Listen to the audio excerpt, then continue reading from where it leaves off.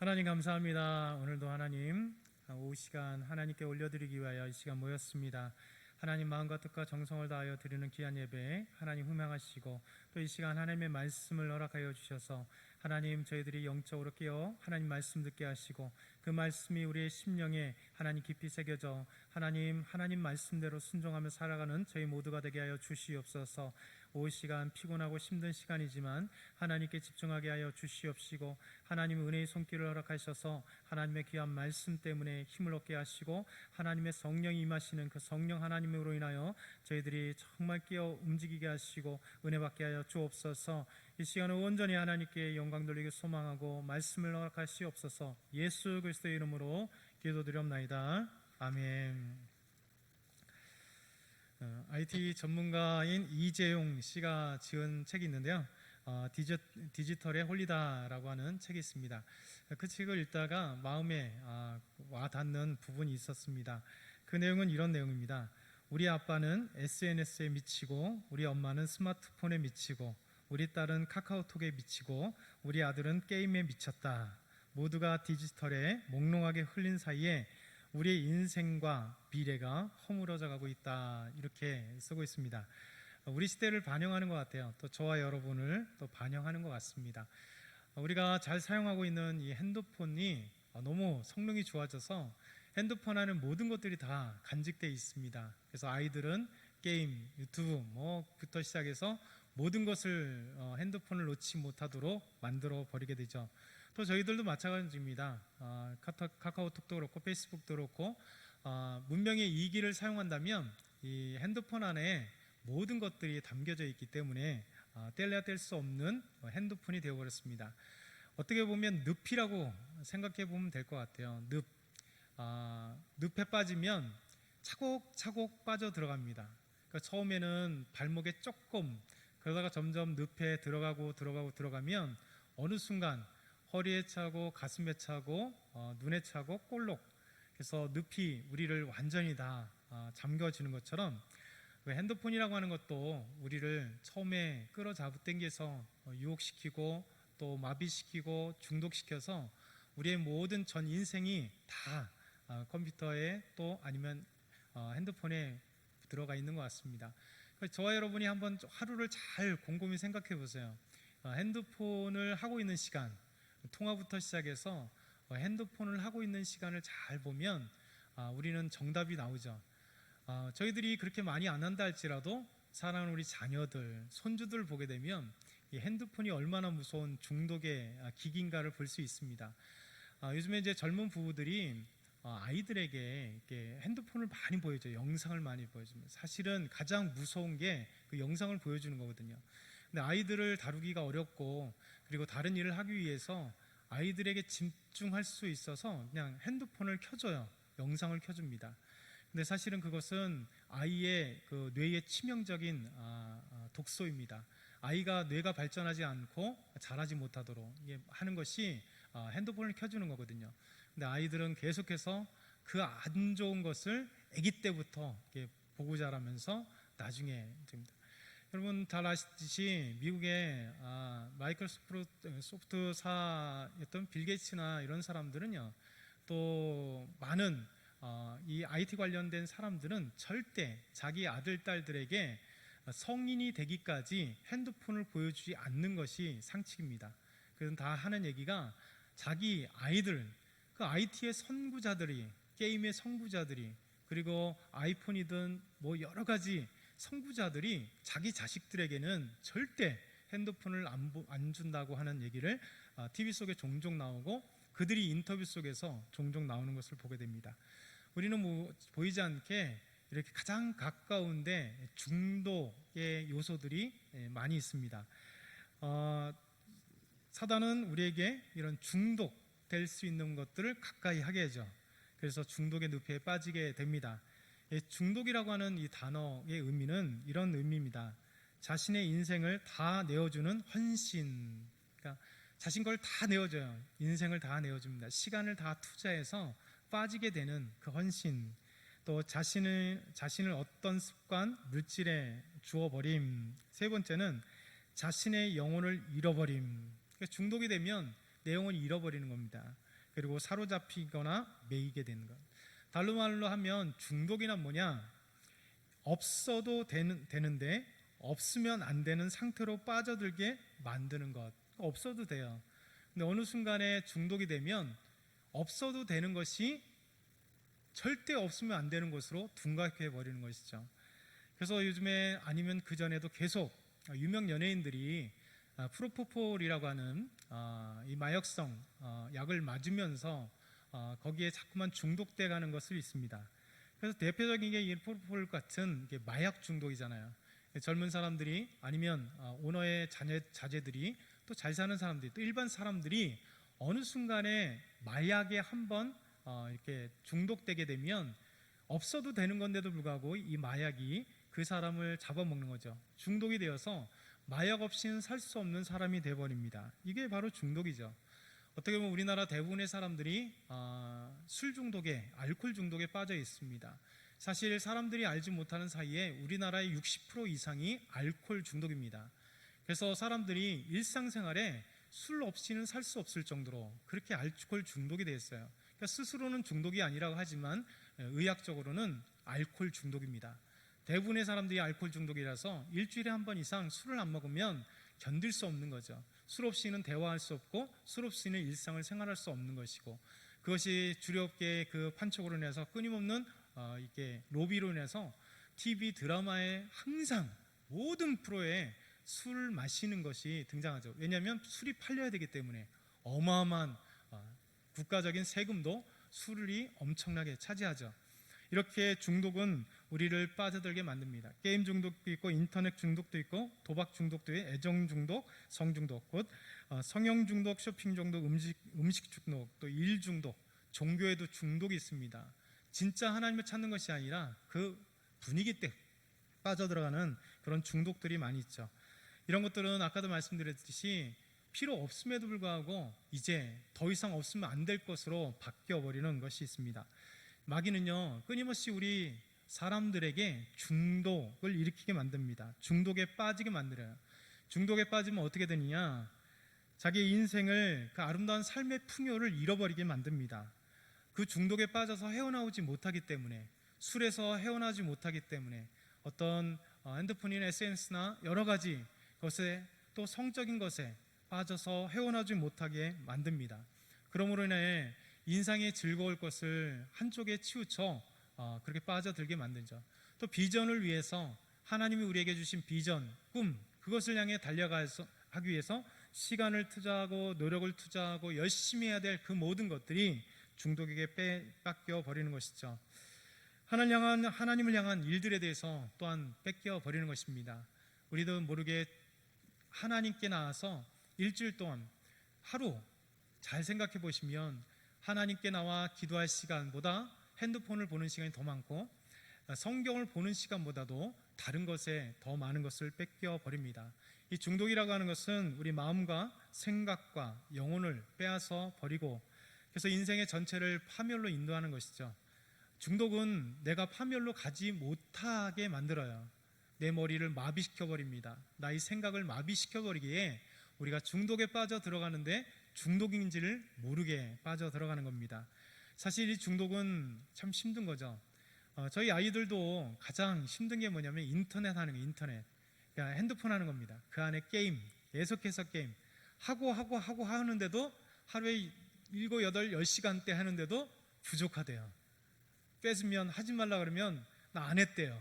그러니까 중독의 특징이 그거예요. 아이들과 싸움이 온통 자녀들을 둔, 이게 고등학교 정도까지 자녀들을 둔 부모들은 가장 싸움이 뭐냐면 이 핸드폰이에요. 핸드폰에 모든 것이 있기 때문에 아이들은 그 안에 게임, SNS, 페이스북, 아니면 친구들과 그 어떤 것들을 계속 하다 보니까 그 하는 시간이 10시간이라도 아이들에게는 10분 같거든요. 금방 지나갔는데 몇 시간이에요. 옆에 있는 부모들은 답답하죠.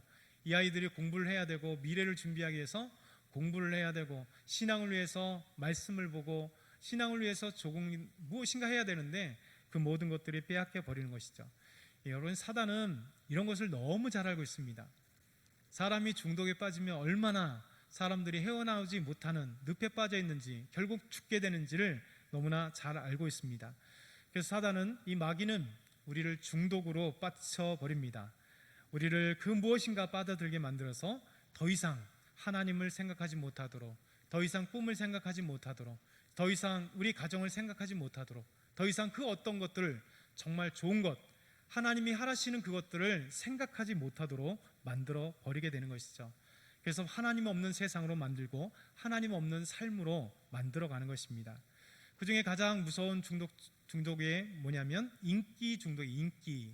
그럼 인기는 현대사회를 압축하는 거죠. 우리 현대사회가 인기 지상주의 시대라고 하잖아요. 오래된 얘기입니다. 그리고 지금도 통용되는 얘기입니다. 인기가 밥 먹여주는 시대가 바로 이 시대잖아요. 여러분, 인기는 사람들을 정말 부풀게 만들고, 꿈으로 부풀게 만들고 가장 인기 있고 싶어 합니다. 그래서 연예인들 보면 인기를 얻고자 원한다면 그 어떤 것도 하죠. TV 프로에 보게 되면 연예인들이 엽기적인 행동도 서슴지 않습니다. 왜냐하면 인기를 얻어야 되기 때문에. 여러분, 인기를 얻기 위해서 자기를 망가지고 이상한 행동도 다 마다하지 않습니다. 인기를 위해서 철저하게 기획사가 연예인들의 그 식단을 조절하죠. 그래서 45kg 이상 넘어가면 안 되기 때문에 45kg, 어떤 친구는 43kg, 어떤 사람은 좀 키가 크면 연예인들은 적어도 50kg를 못 넘어가게 49kg를 딱 정해서 10년이 돼도 45kg 그대로 유지하게 만들고, 49kg 그대로 유지하게 만들고, 많이 가면 50kg 그대로 유지하게 기획사가 식단을 다 마련합니다. 그래서 만약에 그것을 어기면 제재가 들어오는 이런 무서운 시대가 이 인기 때문에 그런 것입니다. 여러분, 국정도 마찬가지잖아요. 여러분, 정치인들이 가장 통계를 무서워해요. 왜냐하면 이 국민들의 인기를 얻고 있기 때문에 국정 지지도가 긍정이 많으냐 부정이 많으냐, 이것 때문에 정치인들은 온갖 이런 조사에 대해서, 통계에 대해서 신경 씁니다. 정치인들이 정당 지도도가 얼마나 되느냐에 따라 또 되죠. 가수들도 보면 요즘 많이 보는 것, 미스터 트롯이나 미스트롯 같은 팬덤싱어라든가 불후의 명곡, 많은 것들이 다 뭐예요? 가수들이 나와서 경쟁하잖아요. 노래를 경쟁해서 결국 1등을 뽑는 겁니다. 표가 많이 나와야 됩니다. 누르는 게 많아야 돼요. 자기가 얼마나 많으냐, 이게 바로 인기라는 거죠. 임영웅 씨가 지금 트로트의 대가 아주 제일 잘 나가는 사람 중에 하나예요. 이게 뭐예요? 인기를 얻은 것이죠. 많은 사람들이 그를 요구하는 것이죠. 이런 것들이 결국 우리 사회에 무서운 만연된 인기주의, 영합주의로 흘러가는 겁니다. 그 좋은 것이지만 또 한면에 사단은 우리를 마비시켜 버리는 것이죠. 여러분, 문제는 이것이 일반 사회만이 아니라 우리 교회 안에도 있다는 것입니다. 여러분, 이제 80년대 이후에 90년대부터 한국 사회 교회의 평가가 뭐냐면 얼마나 많이 모이느냐죠. 여러분, 교회가 얼마나 많이 모이느냐, 대교회가 되느냐. 여러분, 대형교회가 요즘엔 10,000명 이상이 돼야 대형교회입니다. 5,000명 되면 대형교회가 아니라 중형교회라고 얘기합니다. 나머지는 다 소형교회죠. 여러분, 옛날에 상상하지 못했던 정도로 10만 명, 20만 명, 여의도 순복음교회는 70만 명, 좀 줄었긴 했지만 그렇게 수를 자랑하는 교회가 건강한 교회고, 잘 나가는 교회고, 인기 있는 교회고, 훌륭한 교회고, 그리고 좋은 교회라고 소문이 나는 것이죠. 그럴 수 있습니다. 그러나 단순하게 우리가 그렇게 생각한다면 하나님 앞에 큰 범죄일 것 같습니다. 교회가 정말 평가받아야 되고, 온전한 평가를 무엇으로 평가받아야 될까요? 여러분, 몇 명이 모이는가 아닙니다. 몇 명이 모이느냐가 아닙니다. 여러분, 4만 명 모이는 대형 교회 보면, 여러분, 우리 교회도 그렇지만 주일 딱 한 번 예배드리고 절대 교회 한 번도 안 올 뿐만 아니라 교회 안에 있는 성경 공부 프로그램뿐만 아니라 많은 교육, 양육 프로그램 헌신하는 사람들이 많지는 않습니다. 여러분, 4만 명 되면 2,000명이나 3,000명 정도의 사람들만이 우리 교회에 가듯이 똑같이 헌신하고 양육 프로그램에 들어가고 또 교사로서 찬양대, 헌신, 이런 것들이 있습니다. 그럼 다른 얘기는 뭘까요? 37,000명이 예배 한 번 딱 드리고 갔다는 거야. 그리고 나는 어느 교회의 집사, 어느 교회의 장로, 어느 교회 권사다. 여러분, 그 대형 교회가 자기 신앙으로 둔갑돼 버린 거예요. 이게 바로 무서운 대형 교회의 무서움이라는 겁니다. 여러분, 대형교회가 나쁘다는 얘기가 아닙니다. 그런 의식이 나쁘다는 거예요. 여러분 주변에 있는 성도들, 대형교회에 있는 성도들 다 그렇지 않습니까? 나는 뭐뭐뭐 교회에 다녀, 그것이 끝나요. 그것이 마치 자기의 믿음처럼 이렇게 헷갈리는 사람들이 너무 많습니다. 여러분, 한국교회나 우리 교회나 정말 교회가 인기 위주로 나가면 큰일 나는 겁니다. 대형화 나간 중요한 게 대형화가 중요한 게 아니라 그것에서 우리가 착각을 일으키는 것이에요. 무엇 때문에 그렇습니까? 진짜 좋은 교회가 무엇입니까? 예수님을 닮아나가는 교회냐, 그렇지 않느냐가 중요한 겁니다. 하나님이 기뻐하시는 교회냐, 그렇지 않느냐가 중요한 거예요. 정말 그 교회 성도들이 하나님의 말씀에 순종하느냐, 순종하지 않느냐가 중요한 겁니다. 하나님의 나라를 세우기 위해서 얼마나 헌신하고 하나님 앞에 양육받으며 하나님 성도들 서로 섬기며 목회자들 섬기며 우리 장로님들 섬기며 권사님들 섬기며 또 반대로 목회자가 우리 성도들 섬기며 우리 장로님들이 우리 모든 성도들 섬기며 나아간 교회냐, 그렇지 않느냐예요. 그 교회가 정말 사랑이 넘치는 교회냐, 주여 주변에 많은 연약하고 어려운 교회들을 후원하고 또 주변 사람들을 섬기며 나가는 섬김의 교회냐, 하나님의 사명을 깨닫는 성도들이 얼마나 많으냐, 그렇잖아요. 우리 안에 정말 여러분이 하나님의 사명을 깨닫고 있습니까? 정말 하나님의 사명을 깨달아야 돼요. 모든 그리스도인들에게 하나님은 사명을 부여해 주셨어요. 그 사명은 다릅니다. 어떤 사람은 저처럼 목회자의 사명을 갖고 있고, 어떤 사람들은 정말 찬양의 은혜가 있어서 찬양으로 하나님께 영광 돌릴 수 있는 사명이 있는가 반면에 선교를 감당하기 위해서 눈물 흘려 선교하고 물질을 갖고 선교사님들에게 후원하며 선교사들을 위해서 기도하고 선교에 대해서 애쓰는 분이 있는가 반면에 정말 주의 복음을 증거하기 위해서 전도하고 시간을 내어 전도하고 정말 눈물을 흘려 무릎 꿇어 기도하는 그런 성도가 있는 반면에 우리 성도들을 위해서 식당에서 노력하고 주차에서 노력하고 보이지 않는 곳에 노력하고 우리 교회 안에 떨어져 있는 휴지 하나 발견하면 우리 교회, 하나님의 교회를 정말 깨끗하게 원하는 그 아름다운 마음으로 줍고, 이런 교회가 잠깐 의자가 삐뚤어져 있으면 그거 하나 지나치지 않고 탁 정돈해주고, 우리 성도들 서로 보면 격려해주고 위로해주고 애써주는 그 모든 것들이 사명의 사명. 사명은 거창하지 않습니다. 하나님이 나에게 주신 하나님의 일이에요. 그러기에 하나님의 일은 다양한 것입니다. 한 사람도 그리스도인 안에 사명이 없는 사람이 없어요. 그래서 우리가 진짜 하나님의 사명을 깨닫고 하나님의 사명을 감당하는 사람인가, 그리스도인인가, 그 교회인가, 정말 우리가 이런 것들을 통해서 교회의 참된 교회인가, 건강한 교회인가, 좋은 교회인가를 평가해야 되는 겁니다. 여러분, 교회를 자랑할 때 많은 사람들이 몇 명이 나왔냐고 계속해서 자랑을 해요. 우리 교회는 예산이 얼마냐고 자랑을 해요.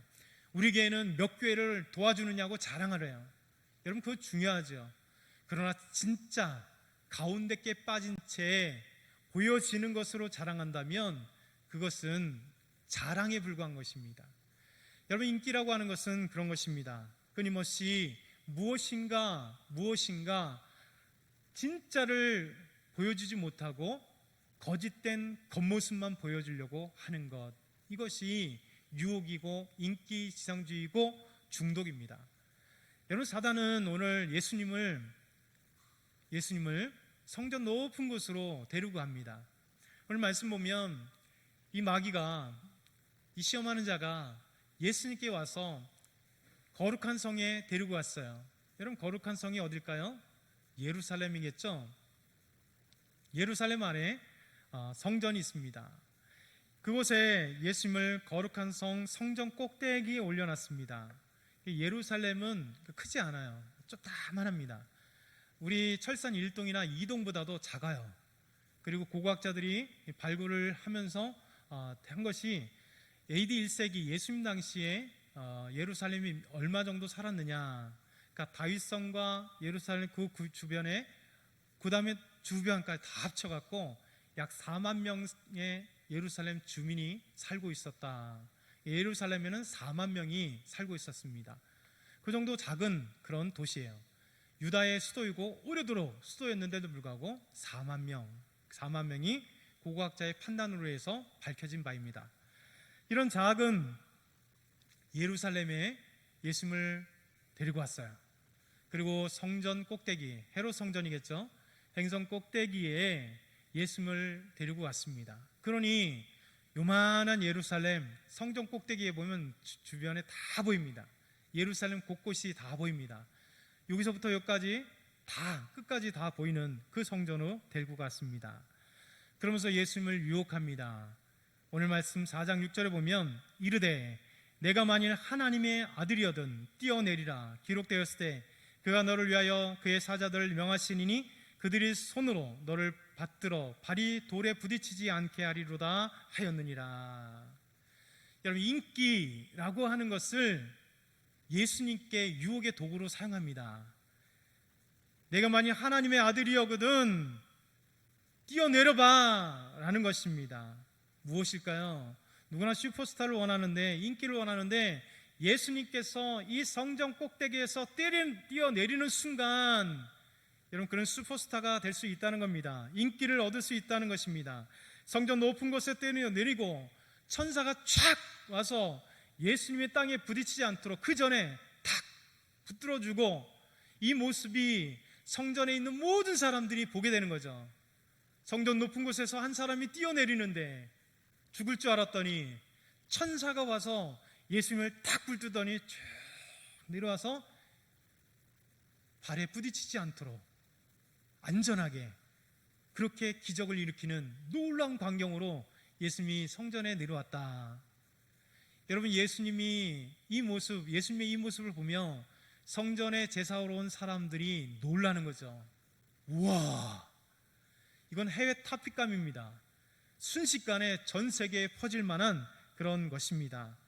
여러분, 예수님이 천사를 대동했습니다. 예수님께서 성전에 때려넣어도 안전했습니다. 사람들은 예수님의 이 모습을 보며 열광했을 것입니다. 우와, 엄청나다. 저 사람 누구기에 천사가 대동하는가? 저 사람 누구기에 저 성전 높은 곳에서 뛰어내려도 안전할까? 도대체 저 사람 누구야? 이런 모든 시선과 모든 영광이 예수님께 향할 수 있도록 마귀는 유혹한 거예요. 여러분, 그러나 주의해야 됩니다. 사단이 이 말, 만일 하나님의 아들이여든 뛰어내려라, 너를 위하여 그 사자들을 명하여 그들이 손으로 너를 받들어 발이 부딪히지 않도록 하겠다. 여러분, 인기에 대한 유혹입니다. 예수님의 인기에 대한 유혹. 여러분, 마귀는 너무 하나님 말씀 잘 알았습니다. 이 말씀이 어디서 나올까요? 시편 91편 11절과 12절의 말씀입니다. 사단은 놀랍게도 하나님의 말씀에 정통해요. 첫 번째 유혹, 오늘 두 번째 유혹, 나머지 세 번째 유혹도 다 무엇으로 유혹하냐면 하나님의 말씀으로 유혹한다는 거예요. 여러분, 마귀는 하나님의 말씀에 통달한 녀석입니다. 여러분, 사단의 무리들 신천지 보세요. 기쁜 소식 선교회 박옥순의 구원파 보세요. 안산원 진흥의 하나님의 교회 보세요. 여호와의 증인들 보세요. 그들이 우리보다 더 열심으로 성경 봅니다. 더 열심으로 성경 암송합니다. 여러분, 성경 많이 하는 것 중요합니다. 사단도, 이 마귀도 성경에 능통하다는 사실이에요. 그러기에 우리가 영분별이 중요합니다. 영적으로 진짜인지 아닌지. 성경을 많이 아는 것으로 영분별이 있을 수 없습니다. 중요한 건 성경을 많이 하는 것이 아니라 성경을 바르게 하느냐가 중요한 거예요. 여러분, 이단들은 성경을 많이 알지만 바르게 알지 않습니다. 잘못 알고 있습니다. 그리고 오늘 예수님께 다가온 이 마귀는 성경을 알고 있었지만 예수님을 유혹의 도구로 사용한 거예요. 다르게 얘기하면 이 예수님의 유혹하기 위해서, 인기를 유혹하기 위해서 성경이 거짓된 것으로 가져왔다는 것입니다. 여러분, 이것이 얼마나 무서운 유혹인지 모릅니다. 예수님께 다가와서 조금 더 다시 얘기한다면, 내가 만약 하나님의 아들이거든, 내가 만약 하나님이란 아들이라면 야, 성전에서 뛰어봐. 하나님께서 너를 위해 천사를 명해서 네 발을 팍 부드러 줄 거야. 그럼 내가 땅에 부딪히지 않을 거야 하고 마귀가 유혹을 해요. 여러분, 이 말씀을 잘 보세요. 첫 번째 유혹과 두 번째 유혹에 동일하게 사용된 게 뭡니까? if, 만약이에요. 내가 만일 하나님의 아들이거든. 첫 번에도 예수님 인정 안 했지만 두 번째도 하나님의 아들인 것을 인정 안 해요. 마귀의 무서운 유혹이죠. 괴계입니다. 지난번에 여러분 이 말씀은 여러분에게 말씀드렸어요. 두 번째 뭐냐면 성경을 아까 빠삭하게 알고 있었다고 그래요. 그러나 잘못 인용하고 있습니다. 아는 게 중요한 것이 아니라 바르게 아느냐 못 아느냐가 중요해요. 이 말씀은 사실 시편 91편 9절부터 보면 더 정확합니다. 제가 말씀을 읽어드릴게요. 내가 말하기를 여호와는 나의 피난처시라 하고 지존자를 너의 거처로 삼았으므로 화가 내게 미치지 못하며 재앙이 내 장막에 가까이 오지 못하리니 그가 너를 위하여 그의 천사들을 명령하사 내 모든 길에서 너를 지키게 하심이라. 그들이 그들의 손으로 너를 붙들어 발이 돌에 부딪히지 아니하게 하리로다. 시편 91편 시인은 뭐라고 고백하냐면 여호와는 나의 피난처십니다. 여호와는 나의 지존자십니다. 내 인생 가운데 오직 피하실 분은 여호와 하나님이십니다. 여호와는 나의 지존자이시기에 나의 모든 것 되십니다 라고 하는 신앙 고백 속에서 이 말씀이 나온 거예요. 그래서 어떤 재앙이도 나를 침몰하지 못합니다. 하나님은 나의 지존자시고 하나님은 나의 피난처시기에 우리 하나님, 내가 어떤 환난 가운데 있을지라도 하나님이 천사를 명하셔서 나를 붙들어 발이 땅에 부딪히지 않도록 그렇게 도와주실 것입니다 라고 하는 하나님을 신뢰하는 믿음 가운데 고백한 말씀이에요. 사단은 이 고백의 말씀을, 유혹의 말씀, 하나님을 시험하는 말씀, 여러분 그곳에 그냥 뛰어내려 보라는 거예요. 왜요? 인기 있기 위해서, 슈퍼스타가 되기 위해서 하나님을 신뢰하는 것이 아니라 하나님께가 아니라 자기에게 영광을 돌릴까. 여러분 마귀의 이 놀라운 유혹입니다. 여러분 보세요. 얼마나 마귀가 무서운가. 여러분 뛰어내리라고 할 때 하나님을 신뢰하는 지존자요, 피난처, 그 개념이 아니잖아요. 자기에게 모든 것을 영광 돌리고 자기가 유명해지고 인기 있고 자기에게 모든 화살이 돌아오게, 모든 시선이 자기에게 돌아오게, 모든 영광이 자기에게 돌아오게 사단은 유혹하는 겁니다. 여러분 아까도 말씀드렸지만 지금 뛰고 있는 이 현장이 어디라고요? 성전 꼭대기. 그 성전은 누구의 집입니까? 하나님의 집. 그곳에 무엇을 합니까?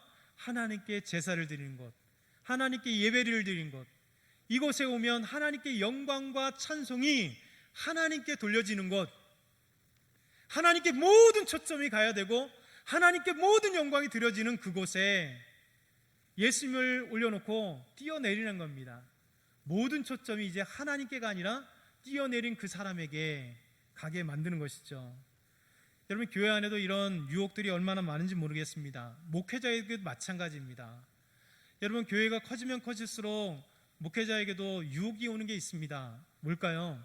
커지면 힘이 있는 것처럼 느껴지거든요. 유명하게 느껴지거든요.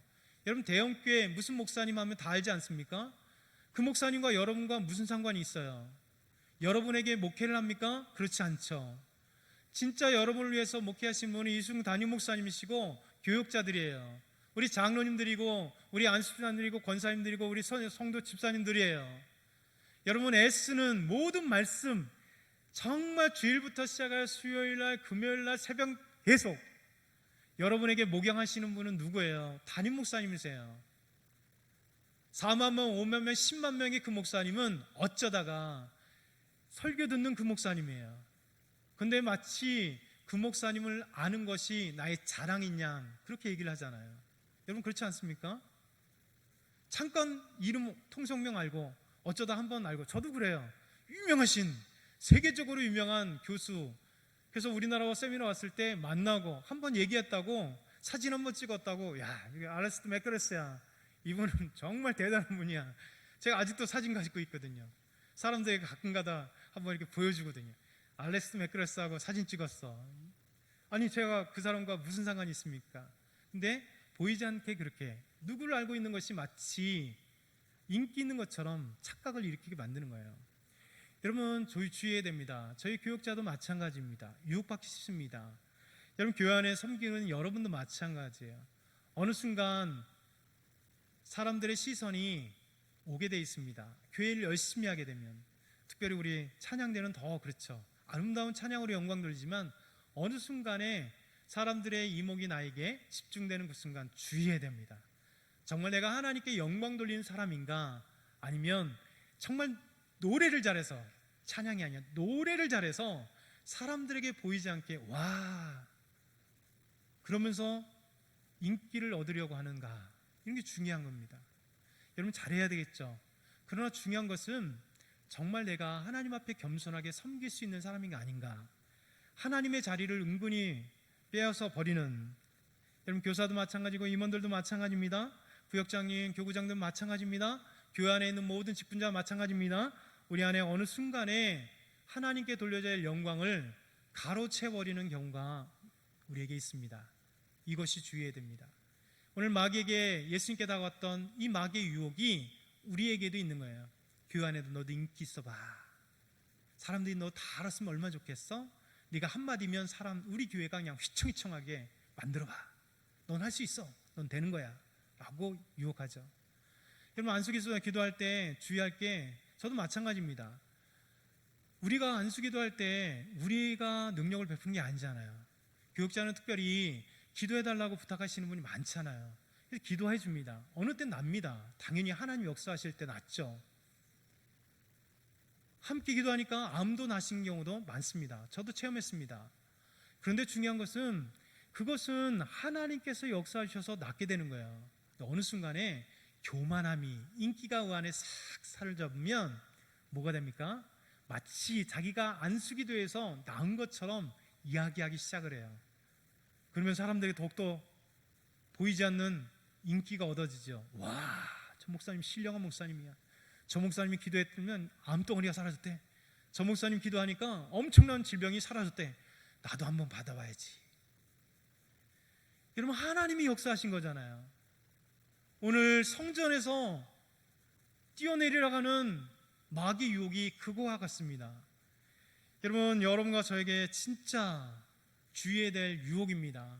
교회 안에서 끊임없이 탈피해야 될 유혹입니다. 하나님께 영광 돌리고 하나님께 모든 것을 돌리며 하나님께 나아갈 때 여러분 덤으로 떨어져 오는 거예요. 하나님 기도하면 덤으로 하나님께 영광 돌리니 우리의 질병과 어려움이 하나님 치료해 주시고, 어려움 속에서 이기게 해주시고, 우리 삶 속에 안 되었던 정말 힘들고 어려운 문제들이 하나님이 형통함을 주시니 해결되는 거예요. 이것이 주가 되면 안 됩니다. 이건 덤으로 얻어지는 인생이에요. 덤으로 얻어지는 은혜예요. 하나님 온전히 섬겼더니, 하나님 온전히 바라봤더니, 하나님 온전히 찬양했더니, 하나님께 나아갔더니 하나님이 놀라운 은혜를 주셨다. 그러니 뭐 어떻게 돼요? 우리 입술 속엔 그냥 다시 감사밖에 없는 거예요. 하나님 감사해요. 하나님 감사해요. 하나님이 나를 이렇게 인도해 주셨군요. 하나님이 이 자리에 세우게 주셨군요. 부족한데도 불구하고 이곳에서 찬양하게 하시고, 부족한데도 불구하고 이곳에서 봉사하게 하시고, 부족한데도 불구하고 하나님이 이 자리에서 말씀을 전할 수 있도록 허락하시는군요 라고 하나님께 나아가야 되는 겁니다. 여러분 예수님의 이 유혹에 이기는 것을 보셔야 됩니다. 7절 우리 한번 같이 7절 마지막으로 읽어보겠습니다. 7절 시작. 예수께서 이르시되 또 기록되었을 때 주 너의 하나님을 시험하지 말라 하였느니라 하시니.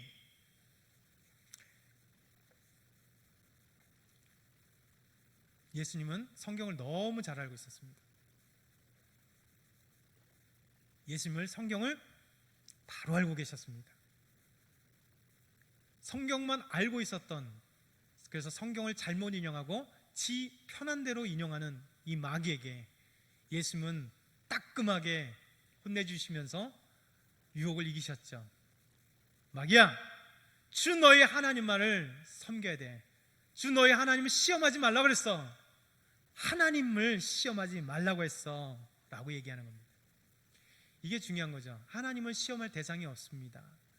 그러나 우리는 끊임없이 하나님을 시험해요. 어떤 시험입니까? 어려움이 생기면 꼭 하나님을 시험해요. 하나님, 저 로또 맞게 해주십시오. 로또 맞게 된다면, 이런 기도 하잖아요.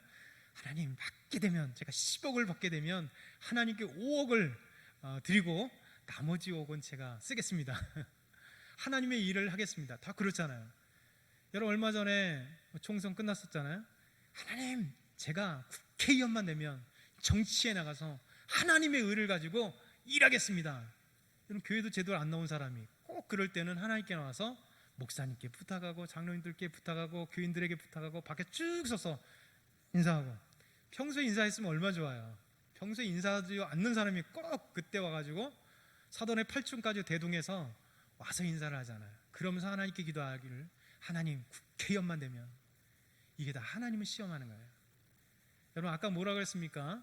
믿음의 정석은 하나님께 우리가 온전히 섬기면, 하나님을 온전히 찬양하면, 하나님께 온전히 향하면 나머지는 구하지 않아도 사실은 구해야 되겠지만 구하지 않더라도 다 하나님께서 해결해 주시고 인도하세요. 저 여러분이 오늘 이 말씀을 기억했으면 좋겠습니다. 두 번째 유혹은 인기에 대한 유혹입니다. 가장 무서운 중독과도 같은 이 인기, 한번 빠져들면 절대 헤어나올 수 없을 것 같은 그 중독, 인기. 그러나 예수님은 이 인기에 야합하지 않았습니다. 하나님의 말씀을 온전히 믿었습니다. 주 하나님, 하나님을 시험하지 말라고 하셨다라고 담대하게 선포하셨습니다. 저와 여러분, 이 말씀을 기억하시면서 좀 하나님 앞에 나아가는 저와 여러분 다 되길 축원합니다. 하나님, 감사합니다. 오늘도 하나님 말씀 주셔서 감사합니다. 인기에 야합하지 않도록 도와주옵소서. 하나님께 영광 돌릴 수 있는 자리에 우리가 서서 하나님의 영광 돌리는 것을 가로채고, 우리의 영광이라고 하면서도 영광 돌린다고 하는 그 거짓된 그리스도인 되지 않도록 도우시옵소서. 감사합니다. 예수 그리스도 이름으로 기도드렸나이다. 아멘.